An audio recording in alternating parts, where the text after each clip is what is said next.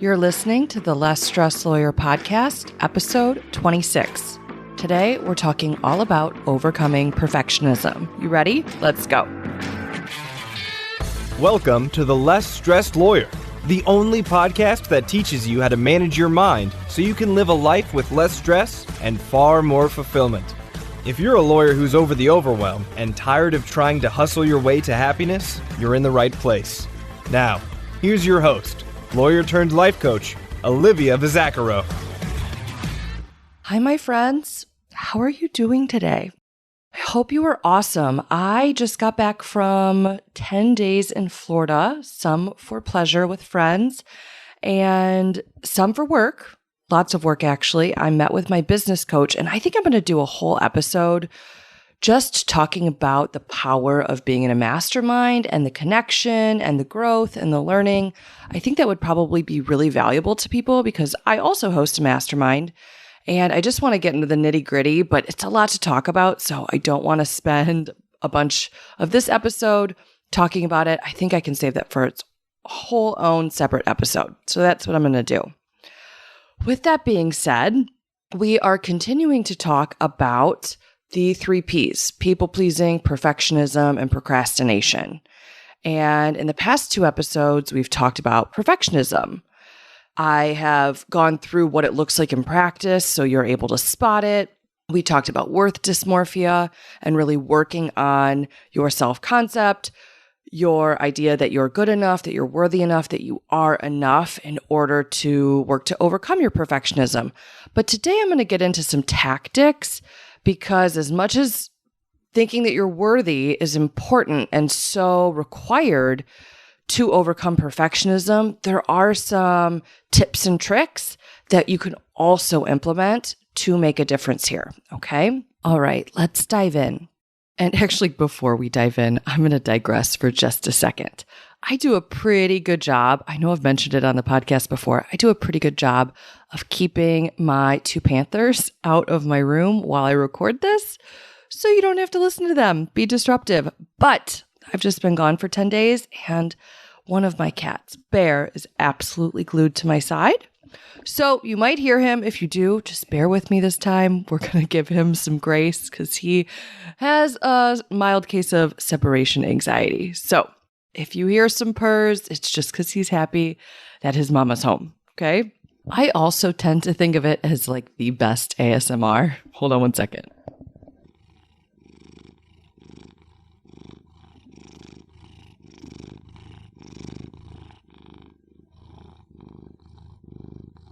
I'm sorry, but that is just like the cutest noise on the face of the earth. Okay, I digress. Let's get started, okay? All right, when it comes to overcoming perfectionism, we have to start with addressing our thoughts. I always want you to gain awareness first to figure out what you're currently thinking, and then we want to see if those thoughts serve us and change them if necessary. So if you're a perfectionist, chances are your thoughts aren't serving you. So you want to start by just examining what your thoughts are about perfectionism. Do you think it's a good thing? If you do, if you think it's beneficial to be a perfectionist, if you think it's helpful, you're going to keep engaging in that behavior because you think it's beneficial. You think it's good. So you want to check in with yourself there. Do you think it's good to be a perfectionist?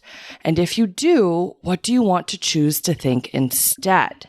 Right? Maybe you want to think the exact opposite, that it's bad to be a perfectionist, that it's not helpful, that it doesn't serve you, that it's safe or okay to be imperfect. Those are thoughts that are going to help you start to move the dial with your perfectionist tendencies to become someone who doesn't indulge in perfectionism like you have in the past.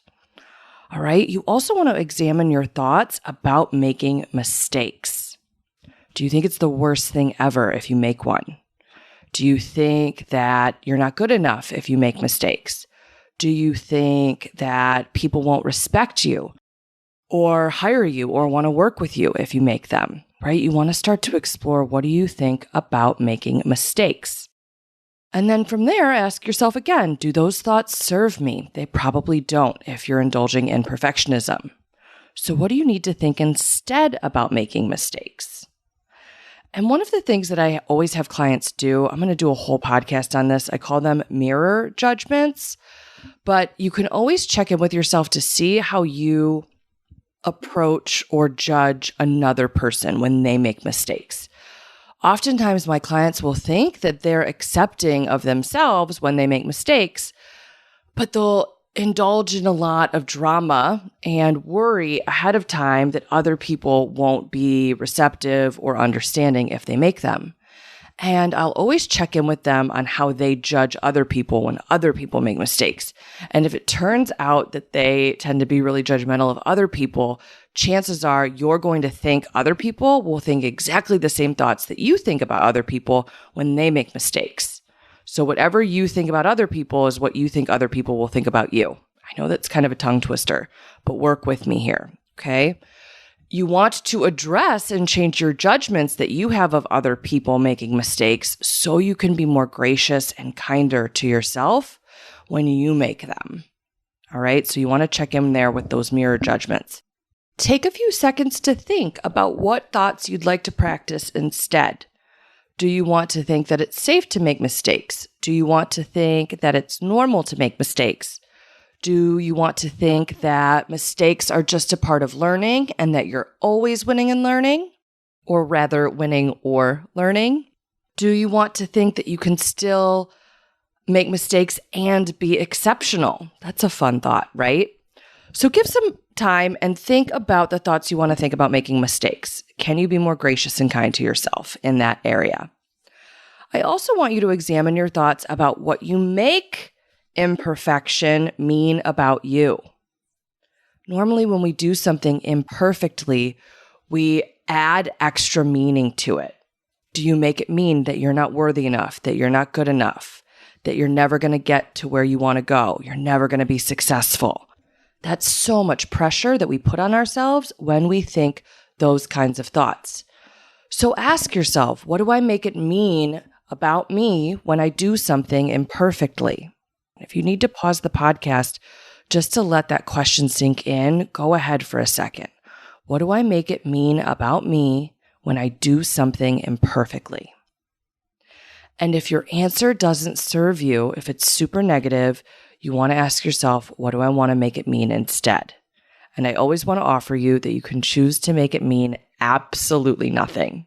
But you're probably definitely going to want to course correct. You're going to see that the way you're thinking about being flawed, about being imperfect, about making mistakes, about having things be a little bumpy, you're probably giving it some really significant meaning, and that meaning is probably not positive. So if that's the case, can you course correct? All right.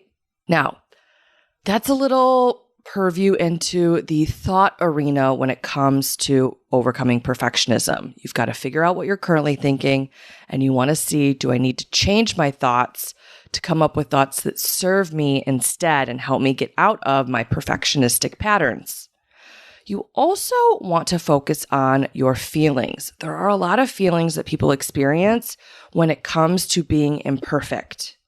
And you need to learn how to sit with those emotions. I always describe this as letting them ride shotgun with you as you go about your business, right? You're in the driver's seat of your life, but some of these negative emotions, unfortunately, have to come along for the ride because part of the human experience is feeling negative some of the time. But a lot of us, when we go through our lives, we let these negative emotions drive. We give them so much power and control over what we do or what we don't do, and how we feel and how we go through our lives. And instead of doing that, those negative emotions are just going to come along for the ride, and you're going to take really intentional action to avoid perfectionism while feeling a little uncomfortable. So you're going to have to practice feeling emotions like incomplete, imperfect, unprepared, judged, exposed, maybe a little embarrassed or worried. If those emotions jump out at you and you tend to have a really hard time feeling them, again, pause this podcast episode and take a second and find where you experience those feelings in your body. Where do you feel unprepared? Where do you feel exposed? Where do you feel embarrassed or imperfect or anxious? All right. The worst that can ever happen to you is that you experience that emotion in your body. You'll experience it as a vibration. I know that sounds kind of silly, but that's all emotions are. They're vibrations in our body. And you want to practice feeling them on purpose with intentionality. We work so hard. I always say we do back handsprings essentially to get out of these negative emotions, but nothing really happens when we feel them. So you want to just practice feeling them on purpose, okay? What happens to you when you feel imperfect or incomplete or exposed or vulnerable or embarrassed? Nothing actually happens. Yes, it's uncomfortable physically in your body, but that's all. You don't die. You've survived every negative emotion you've ever felt. So you want to make a deal with yourself. You want to identify what emotions you avoid when you indulge in perfectionism. If you're constantly focused on being perfect, you never have to feel imperfect. You never have to feel flawed. You never have to feel incomplete or judged. If you attain perfectionism, that land of being in the ideal, you won't have to feel those feelings. So you want to see and be onto yourself, how do you use perfectionism to avoid feeling your feelings? And once you get clear on that, you can ask yourself and make a deal with yourself, what would be so bad if I just felt these on purpose? Would I be okay? Spoiler alert, the answer is yes, you will be okay. You can also just decide that you're willing to feel them. I made that deal with myself a really long time ago when I decided to start building this business. I said, hey, this is going to be uncomfortable. We're going to have to feel a lot of negative emotion as we embark on this venture. That's all right. What if we just promise to feel your feelings and move forward anyways? And that's what I did. It's what I've been doing ever since. And man, does it pay dividends. So see if you can get into that deal, that arrangement with yourself. Can you make the agreement to feel all of these feelings that you feel when you're imperfect, when you're not indulging in perfectionist behavior? All right, you also have to separate your self-worth from the action you're taking, from what it is that you're doing in your life. Because if your self-worth is so wrapped up with your progress that you're making, with what you're doing in the world, you're constantly going to pressure yourself into doing it perfectly. Because if your self-worth is tied to how well you do things and you don't do them perfectly, you aren't going to allow yourself to feel worthy, to feel good enough. All right? I told you in the last episode, you can just decide that you are good enough. That's completely available to you. All right? But you want to make sure, are you associating your worth as a human being with what you're doing as a human in this world, all right? You're a human being, not a human doing. Always remember that. But if they're tied together, you want to separate them. And the way that you do that is just by constantly reminding yourself and really mentally rehearsing the belief that you are not what you do, that you are whole, worthy, and good and enough all on your own, regardless of how productive you are, regardless of what you produce in this world, regardless of what you do, regardless of what you accomplish and how you go about accomplishing it, all right? Those two things are separate. Now, when we're goal setting, you want to do a couple things. Number one, you always want to define enough. You want to make sure it's objective and attainable, it's measurable, and you've got metrics to track your progress. I did a whole episode about this earlier in the podcast, so go listen to Defining Enough if you haven't listened to that yet. But you want to make sure you define whatever it is that you're striving for. Perfectionists like to use words like better, best, more, less, enough. And those words are really ambiguous. And then we end up just chasing the horizon, being really unclear about what we're aiming for, not knowing how to recognize it when we arrive there. And we end up feeling so discontented during the process because we never know what we're working towards. So you want to make sure you define enough and get really clear on what you're aiming for and how you'll work following the yellow brick road to get to the end result. All right? It's going to help you feel so satisfied. It will also help you feel accomplished when you get there, which is such a beautiful gift that you can give yourself. Now, once you've defined enough, you can also apply that in tandem with the concept of the minimum baseline. And the minimum baseline is a goal-setting tool. I talked about it in the 2-part episode about following through that I did a couple episodes ago. If you haven't listened to that, I really dive into detail on how to become someone who follows through, how to build that as a skill set. And if you're a perfectionist, you're probably not one who has a history of following through. You probably do what I talked about 2 episodes ago, where you start and stop and you quit ahead of time and you fail ahead of time. You never really get going. You don't have a good relationship with following through. You don't identify as that kind of person. And it's because you put so much pressure on yourself that it's really hard to get started. And that when you do something imperfectly, if you're really engaged in all or nothing thinking, where it has to be completely perfect or it's not worth it, you quit, right? If you do something imperfectly, you might as well not continue to do it. So you want to make sure that you're setting very realistic goals that are attainable. You're not indulging in perfectionist fantasy goal setting. And with that, you want to work it as a minimum baseline goal. So what that means is you pick a really obvious, of course, 1000% I'll achieve this result. You pick that as the goal. You make the smallest commitment possible, and you promise yourself that you will stick to it no matter what. And you work and work and work to become someone who follows through no matter what. All right? It may not be super comfortable. That's okay. I talk all about that in that 2-part episode. But you can do that. You can survive the discomfort of following through. But picking small, attainable goals is going to help you reestablish that sense of self-trust that indulging in perfectionism has really eroded for you, right? Most perfectionists have a terrible relationship with themselves when it comes to self-trust. They don't trust themselves at all because they have a history of bailing on the promises that they've made to themselves because their promises are unrealistic. So of course they're not going to be able to stick to them. So you really want to work on reestablishing that sense of self-trust and becoming someone who follows through. The best way to do that is to set minimum baseline goals and accomplish them little by little. It may seem, if you're a perfectionist, that the little by little progress isn't sexy, isn't enough progress, isn't enough accomplishment. But I promise you, a little goes a long way, and you get so much further faster when you set and achieve goals this way. Small, simple progress is sexy as hell. I just want you to remember that.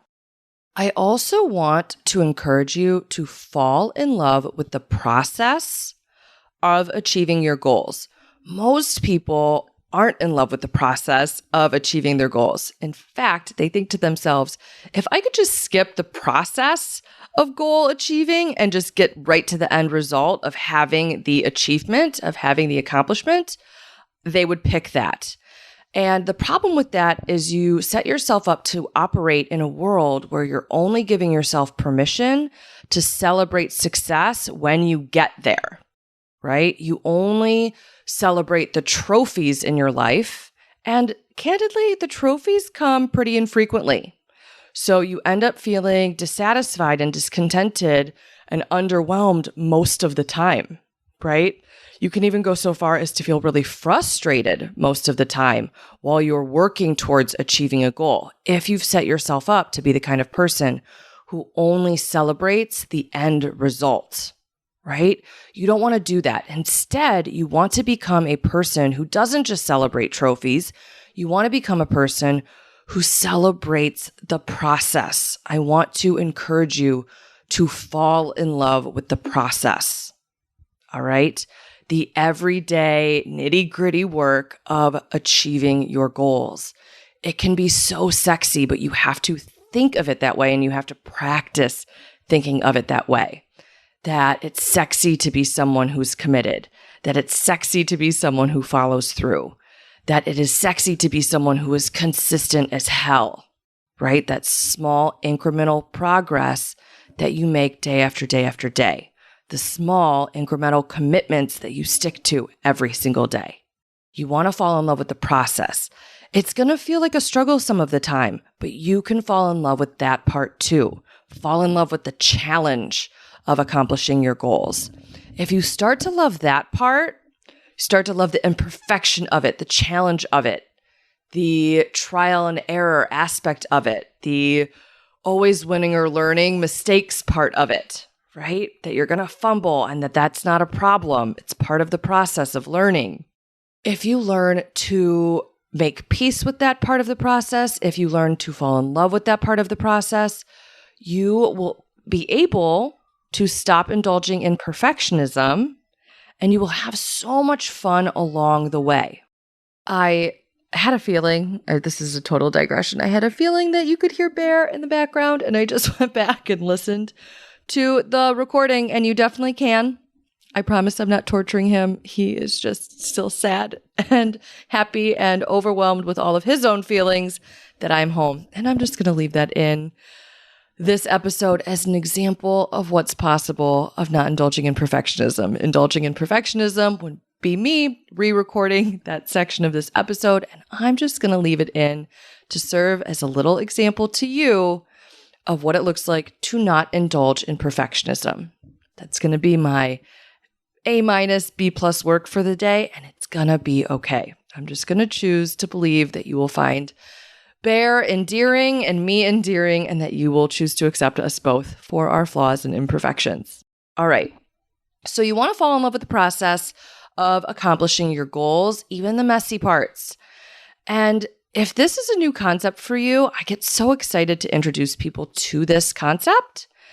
Maybe no one ever told you that you could fall in love and celebrate the process. You've probably only seen people celebrate end results. One of my favorite mentors is Gary Vaynerchuk, and one of his big audacious goals is to buy the New York Jets. He's a serial entrepreneur. He's a public speaker. He's kind of a motivational speaker. I think he would hate being described that way, but I think it is what he does. He's very motivating to me, at least.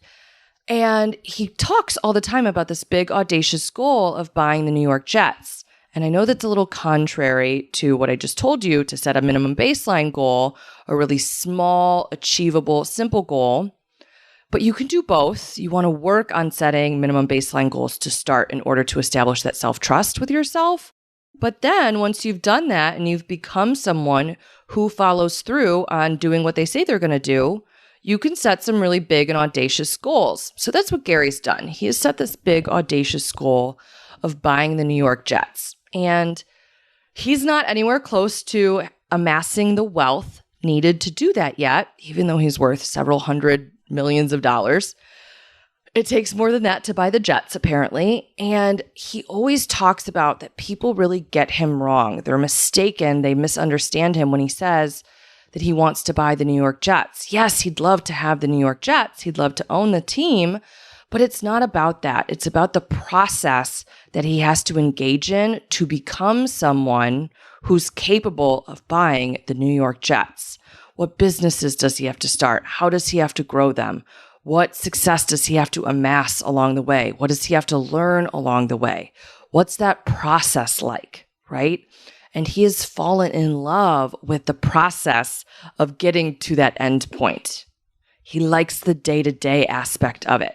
The constant growth, the constant learning, the constant missteps and course correcting that comes with achieving an audacious goal like that. All right. I have wild money goals. And the reason that I pick them isn't necessarily for the money. I love money. I think it's beautiful. It's great. And I love what it allows you to experience in this world. But part of it is just setting such an audacious, impossible goal for myself because I'm in love with the process of getting there. It challenges me to think in such a bigger, bolder way, to think outside of the box about how will I get there. It's like solving the greatest puzzle imaginable. So ask yourself, can I fall in love with the process? What would it look like if I were to do that? How would my experience be different if I was in love with the process rather than just the end point? How would I feel? What would my experience be like if I was able to celebrate the way there instead of just arriving there? I'm using air quotes around there, whatever that final destination is for you. All right. If you can become someone that can celebrate the process just as much, if not more, than they celebrate the trophies, your entire life experience will be different. Okay. Also, this is sort of related, but I recently heard someone say this and I thought it was so brilliant and very relevant for the topic of overcoming perfectionism. But we're often told when we're younger that practice makes perfect, right? Ick. I totally used to buy into that concept. Practice makes perfect. Practice makes perfect. And yes, I do think there are some skills or tasks where that is probably true, that practice does make perfect. But I do think, as a general rule of thumb, that's a pretty harmful way to think about things. All right. Again, it really has you focused on perfection being the end goal. It tricks you into believing that perfection is something that is attainable, which, as I've explained time and time again in these past few episodes, it's not. There's no such thing as perfect. Perfect doesn't exist. And even though we tend to know that or are willing to admit that, at least intellectually, when we buy into concepts like practice makes perfect, we're subtly telling ourselves that it does exist, that it is achievable, it is attainable. And that subtle reinforcement is really dangerous. We don't want to engage in that. So instead of thinking practice makes perfect, I want you to change that thought to practice makes progress, because that's much more realistic. And then it gets you to fall in love. It reinforces and supports this concept of falling in love with the process, not falling in love with the end point. Okay, so practice makes progress, not practice makes perfect. Such a lighter way to go through life and to approach your goals and how you achieve them. All right. All right. Last point when it comes to overcoming perfectionism. What I want you to do is get really good at spotting when you're indulging in perfectionism. I want you to become a master at finding your perfectionistic patterns and interrupting them. So you want to be onto yourself. I teach my clients to do a weekly self-evaluation. It's called a weekly self-audit or a Sunday self-audit. And we just ask 3 questions. What worked? What didn't work? And what would you do differently? And if you really want to work on overcoming perfectionism, if you know that this is a weakness of yours and it causes you a lot of strife in your life, I highly encourage you to build in just a sub-question under the what didn't work section, asking yourself each week, where did I indulge in perfectionism?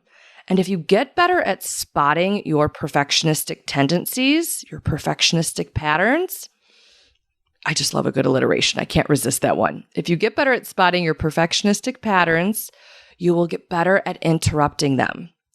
So highlight them for yourself each week. Get better at spotting them. And then make a plan each week. What will you do differently next time? What is your game plan when you catch yourself in the midst of a perfectionistic pattern? You catch yourself doing it in real time. How will you interrupt it? How will you course correct? What will you do instead? I want you to game plan for that. I want you to strategize so you have an arsenal available to you for what you do to get yourself out of a perfectionistic pattern. The better you get at doing this, the easier it will be when that perfectionist tendency comes up for you. You'll be able to get yourself out of it faster, which will get you feeling better faster too. All right. So come up with a game plan. Ask yourself, how am I going to spot my perfectionistic patterns? And what will I do when I catch myself indulging in them?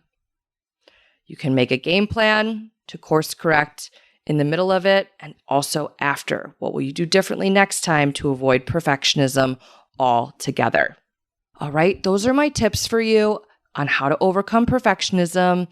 I hope you find them valuable. I hope you start putting them into play immediately, you can see huge monumental changes in your life if you stop indulging in perfectionism, let yourself be human, and work on making that attainable, objective progress to get you to where you want to go.